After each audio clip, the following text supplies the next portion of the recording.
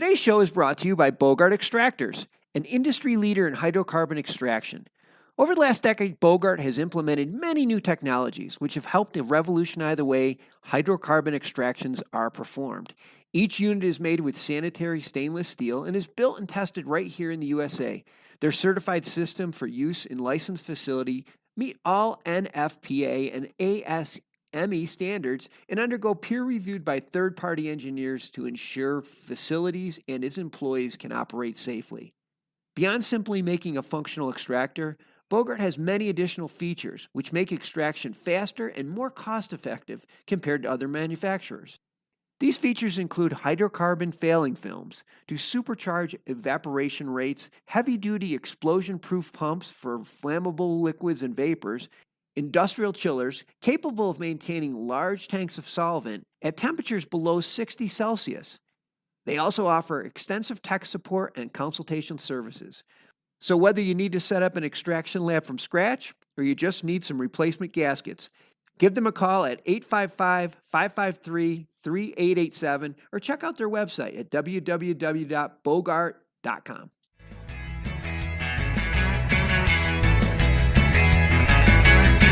Cannabis sector, particularly cannabis real estate, where operators will sign up a transaction with someone and then they don't actually have the capital to be able to close. And I could regale you for an hour with story after story where the cannabis operator thought they were closing and getting their capital and it just didn't happen. I think over the last 3 years, we've really established a reputation in the marketplace about doing what we say we're going to do. And now being a public company, we do have robust access to capital to continue to provide the needs that the industry have. From the PodConx studios, high in the Rockies at the beautiful Beaver Creek Resort, it's the Raising Cannabis Capital Show. Today on MJ Bulls, we are joined by Anthony-Coniglio, the president and chief investment officer at newlake-capital partners. Anthony, welcome back to the show. Thanks so much. Happy to be back. A lot has happened since you were last here, including merging with Green Acreage and going public. So we have a lot to talk about today. But before we jump in, let me quickly refresh everyone's memory. Newlake Capital Partners is the leading net lease REIT. And that's kind of where I wanted to get started today. Anthony, can you explain why real estate is so frustrating for cannabis companies? Yeah, well, it really is rooted in this disconnect between state and federal law. Under most landlord debt agreements, and quite frankly, most landlords have debt on their properties to improve returns. In most of those agreements, there is a provision that says that the landlord cannot lease to a company knowingly in violation of any law.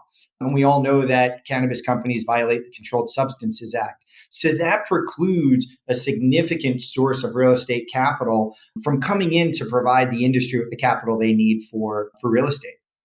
Yeah, so if a landlord has a lease or a potential leasee, and that leasee is engaged in some activity, even though it's legal in the state, but it's not legal federally, the landlord could lose his mortgage if he were to lease. So it's not just a landlord being, I don't want to involve. They don't have any choice, right? Absolutely right. And then some of the other traditional providers of capital for real estate just aren't there, whether they be large institutional investors or some of the public companies that look at the opportunity, they like it, but it's not sizable enough for them to take the compliance risk and put the rest of the franchise at risk. And so therefore, we started Newlake by organizing capital that was dedicated to the cannabis industry.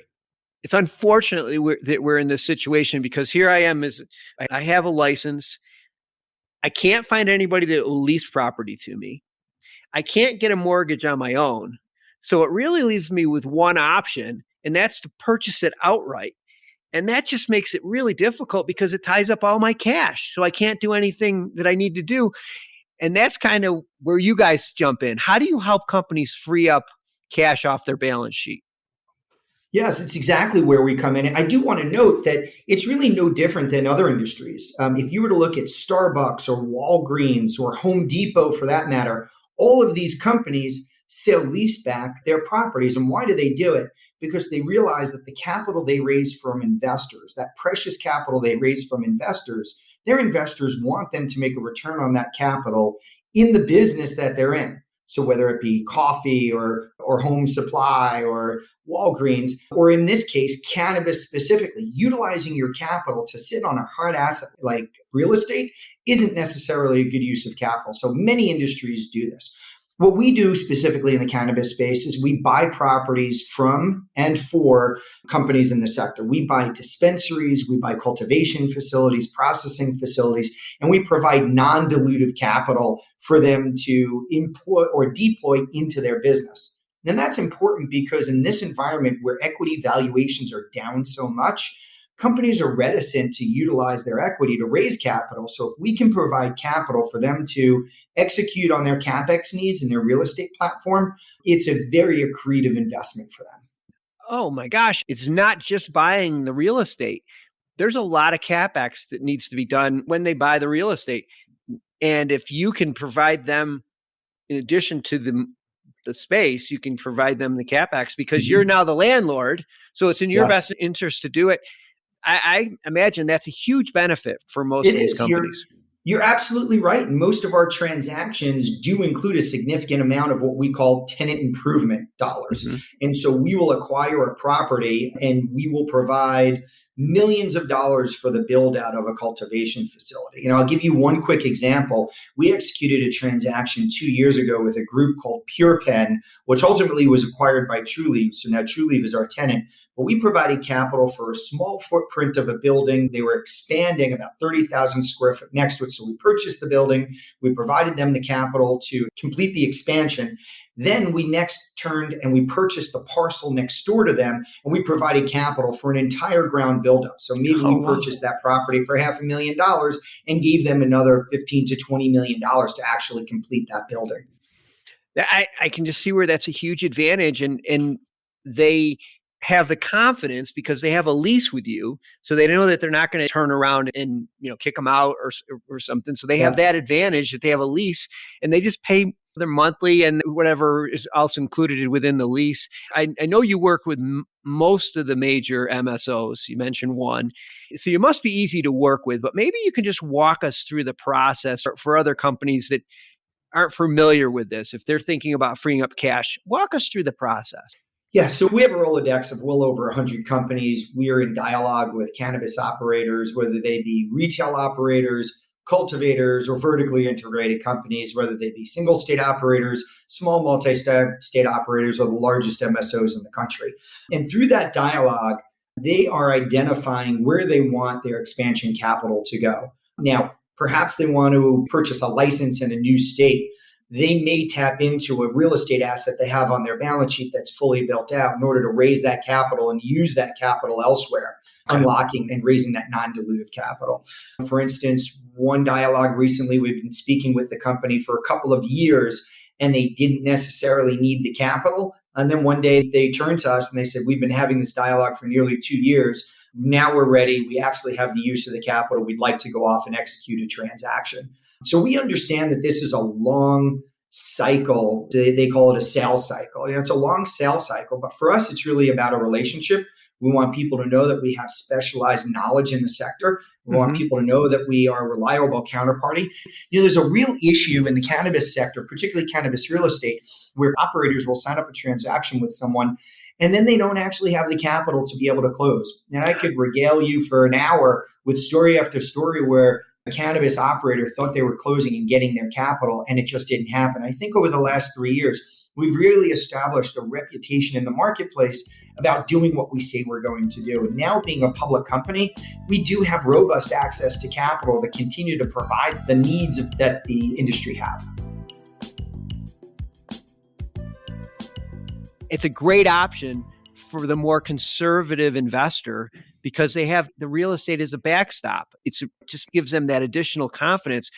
What are some of the other real estate investment advantages? Let me start with our business model. Our business model is actually quite simple. We acquire these properties, we lease them back on a long-term basis, 15 to 20 years. Our leases escalate every year on average 2.5%. So every year that rent is going up. We collect rent. And as a REIT, we have to distribute 90% of our income. And so we pay out a healthy dividend to our investors. Our last dividend we had raised from 24 cents to 31 cents in the last quarter. If you annualize that dividend, you look at it today's stock price, we're paying a 5% yield. It's a pretty nice, healthy yield, still with equity upside. But when you pull back the covers in terms of how we underwrite these properties, we believe that we create significant value for investors because our properties are all in limited license jurisdictions. These are jurisdictions where the property and the license are typically attached to each other. And so that creates meaningful value because in the limited license states like in Illinois or Massachusetts or Pennsylvania or even a Florida or in Arizona, all locations where we have properties, there is less competition. Less competition means better margin and better cash flow for our tenants. It also means that these licenses have intrinsic value, meaning that if an operator was having difficulty achieving their profitability goals at one of our locations, they're unlikely to throw the keys, which happens sometimes in the real estate industry. They're more likely to sell that license for $5, $10, $15 million, tap into the intrinsic value, and then the buyer is approved by the state. And so the state, of course, has an interest in making sure it's a quality buyer. So we think for that reason that there's a lot of durability to the cash flows that we invest. And we think once legalization happens, the value of our real estate is going to appreciate significantly. And so we have a lot of downside protection. One last thing that investors should be aware of is when you look at real estate, one of the interesting metrics that a triple net lease REIT like ours would disclose is you would talk about the cash flow coverage. This is how much cash flow do the properties that you own generate sufficient to pay rent. And it's a measure of the cash health of those particular properties. And typically in the REIT industry, they would average somewhere around 3.5 times multiple. So think about EBITDA plus rent, 3.5 times multiple. Within our cultivation facilities, which are industrial, and you don't normally get that type of multiple, we're roughly 6 times. And in our retail portfolios, we're over 10 times covered.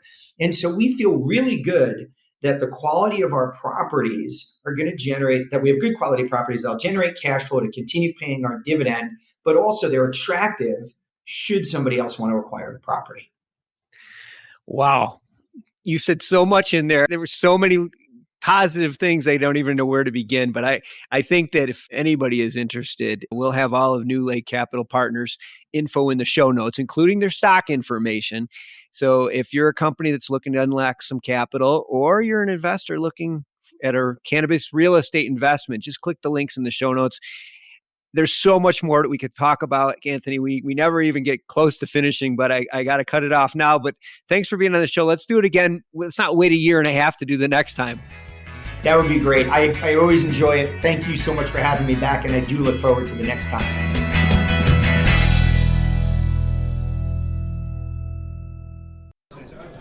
I'm Larry Michigan. I'd like to invite you to join Jim, Marty, and me on our weekly podcast, The Deadhead Cannabis Show.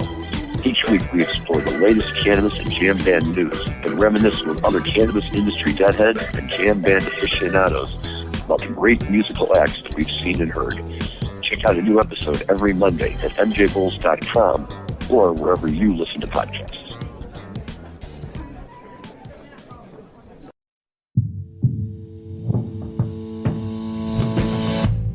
Tell me, boy, you make me so bored.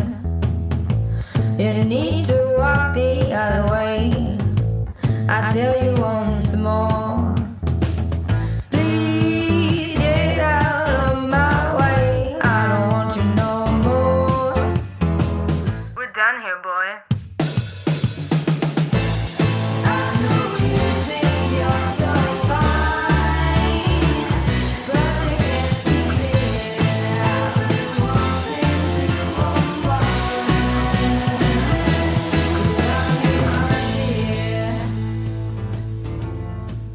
Hi, my name is Kira Reed, and I'd like to invite you to be inspired by the women who are leading in the cannabis industry.